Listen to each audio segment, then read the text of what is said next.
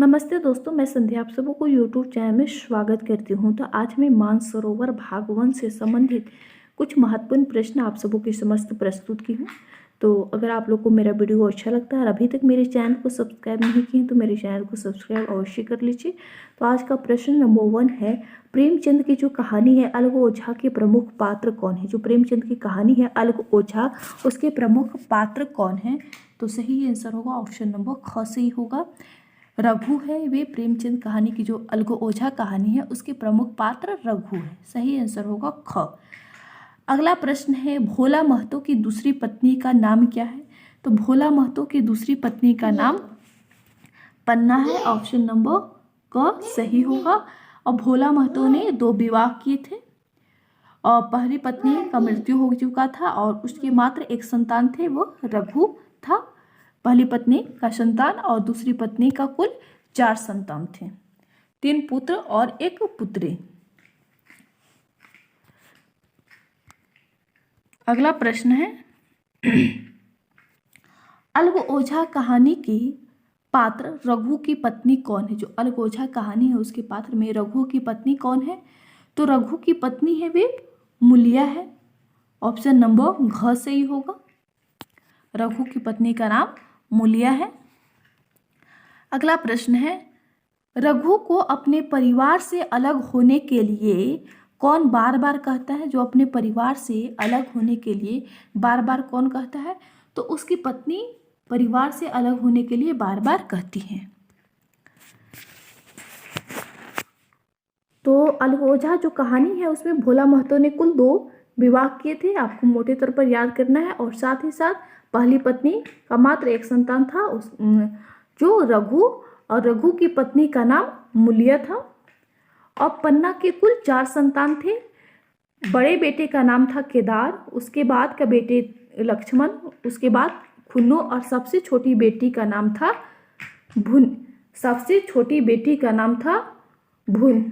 भुनिया।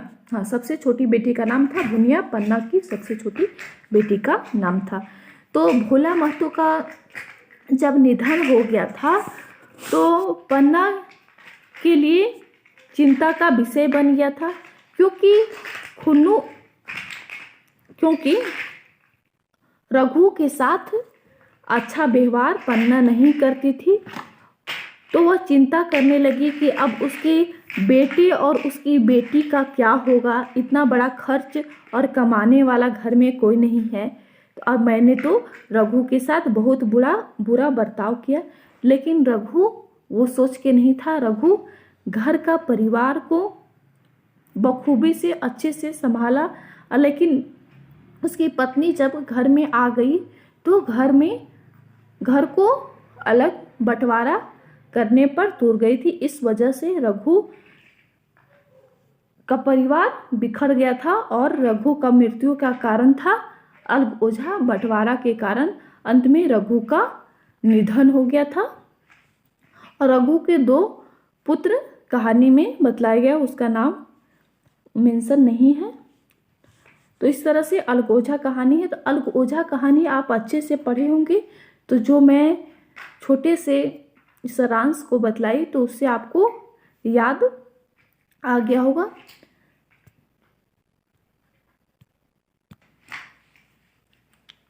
अगला प्रश्न है, अपनी बूढ़ी दादी से पैसे लेकर ईदगाह का मेला देखने कौन जाता है। जो अपने बूढ़ी दादी से पैसे लेकर ईदगाह का मेला देखने कौन जाता है। तो सही आंसर होगा ऑप्शन नंबर ग से ही होगा, हामिद अपने दादी से पैसे लेकर मेला देखने जाता है। अगला प्रश्न है, हामिद ईदगाह के मेले में क्या खरीदता है। जो हामिद है वे ईदगाह के मेले में क्या खरीदता है। तो सही आंसर होगा लोहे का चिमटा खरीदता है। अगला प्रश्न है, ईदगाह के मेले में हामिद को दुकानदार लोहे के चिमटे के कितने दाम बताता है। जो लोहे का चिमटा है उसको कितना दाम बतलाता है? तो 6 पैसे दाम बतलाता है। ऑप्शन नंबर ग सही होगा।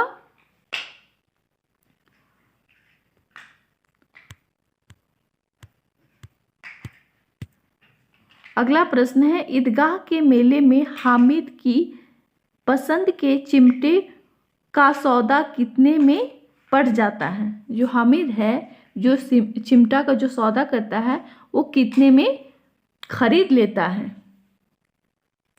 तो सही आंसर होगा ख, 3 पैसे में खरीदता है।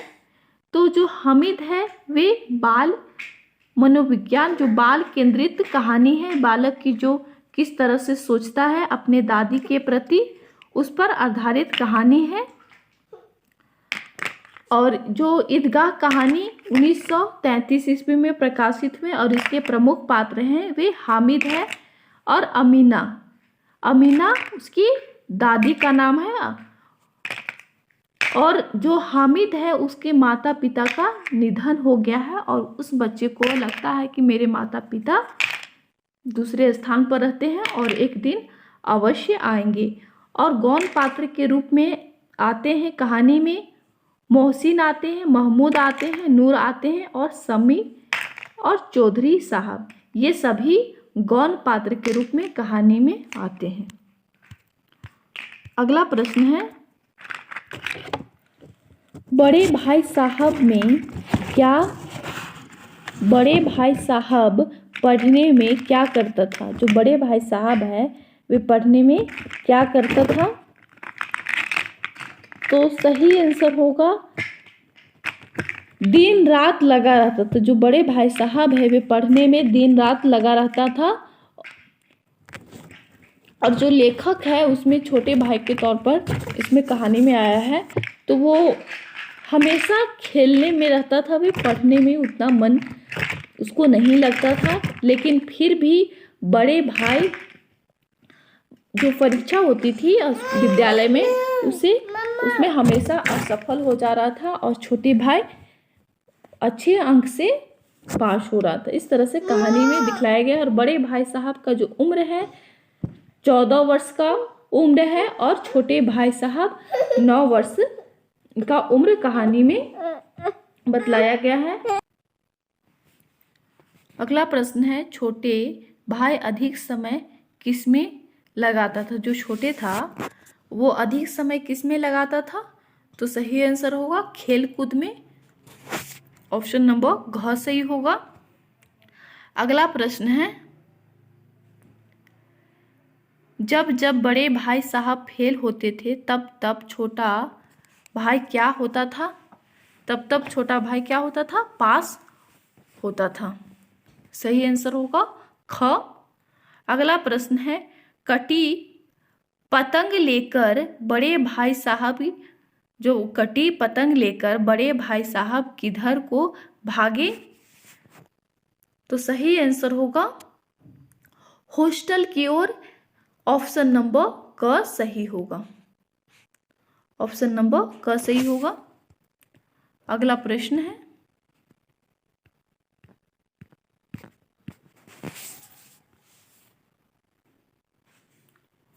नशा कहानी में जमींदार के लड़के का क्या नाम है? जो नशा कहानी में जमींदार के लड़के का क्या नाम है?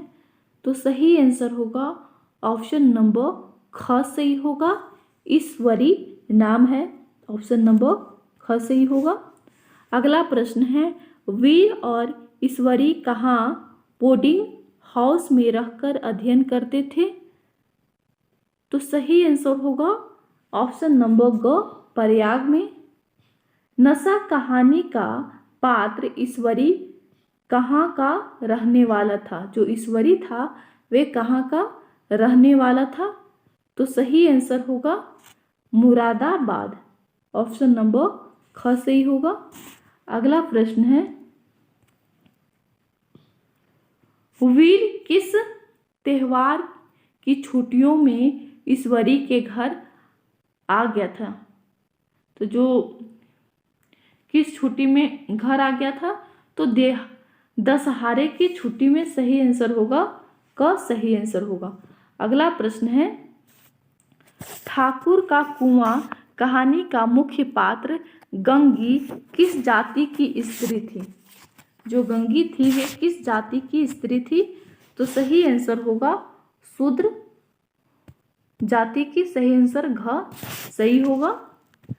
अगला प्रश्न है, ठाकुर का कुआं कहानी के अनुसार रात के 9 बजे ठाकुर के दरवाजे पर कितने बेखिक्र जमा थे? तो सही आंसर होगा 10 5 जमे थे। तो सही आंसर होगा ग 10 5 जमे थे। अगला प्रश्न है, ठाकुर का कुआं कहानी के अनुसार किसके घर 12 महीने जुआ होता था? जो ठाकुर का जो कुआं है कहानी में, किसके घर 12 महीने जुआ होता था?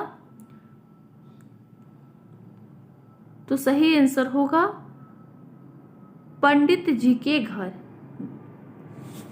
ख सही होगा, पंडित जी के घर।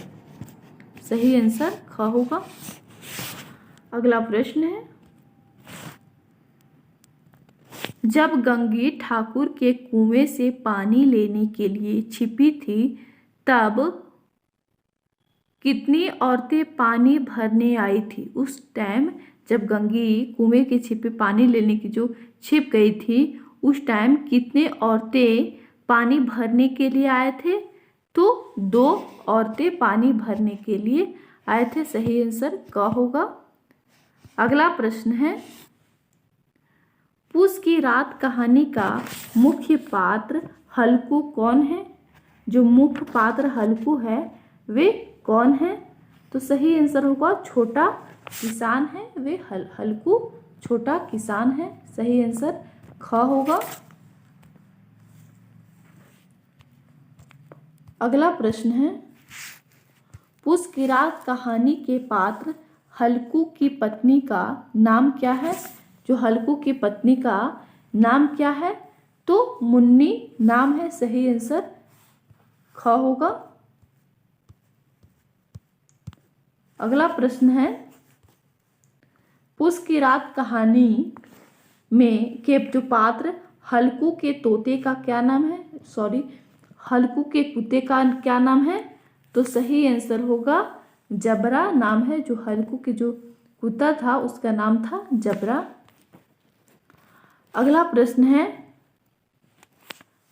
सहना को रुपये देने जाते हुए एक एक पग के साथ हल्कू का मस्तिष्क किससे दबा सा जा रहा था? तो सही आंसर होगा अपनी दातना के भार से।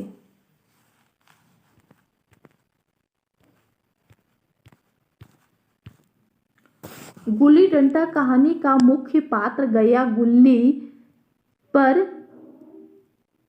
किसके समान लपटा था? तो सही आंसर होगा ख छिपकली के समान। सही आंसर होगा ख।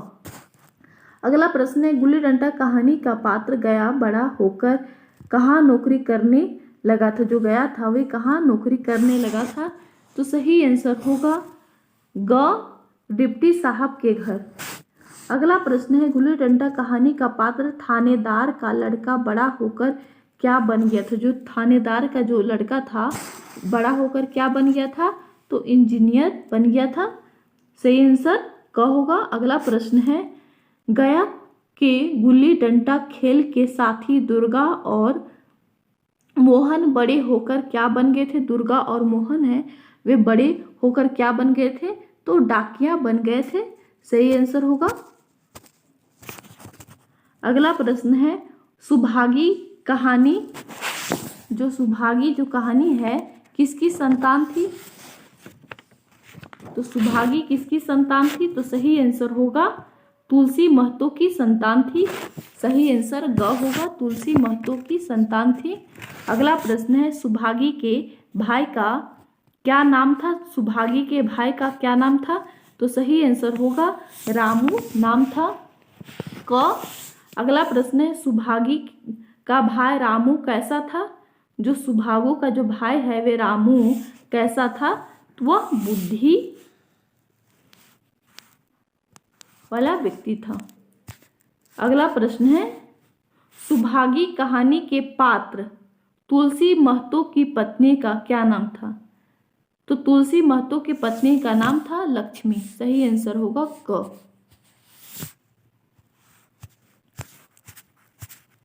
अगला प्रश्न है प्रेमचंद की कहानी घासवाली का मुख्य पात्र कौन है? जो प्रेमचंद की जो कहानी है घासवाली का मुख्य पात्र कौन है? तो मूलिया। सही आंसर होगा ग। अगला प्रश्न है मूलिया का पति महावीर क्या करता था? जो मूलिया का जो पति है महावीर क्या करता था? तो इक्का चलाना करता था, इक्का चलाता था। अगला प्रश्न है घास बेचने जाते समय मूलिया का हाथ किसने पकड़ लिया था? घास बेचने जाते समय मूलिया का हाथ किसने पकड़ लिया था? तो चैन सिंह ने पकड़ लिया था। अगला प्रश्न है एक दिन चैन सिंह महावीर के इक्के पर बैठकर कहाँ गया था? महावीर के इक्के पर बैठकर कहाँ गया था? तो कचहरी गया था। सही आंसर होगा। अगला प्रश्न है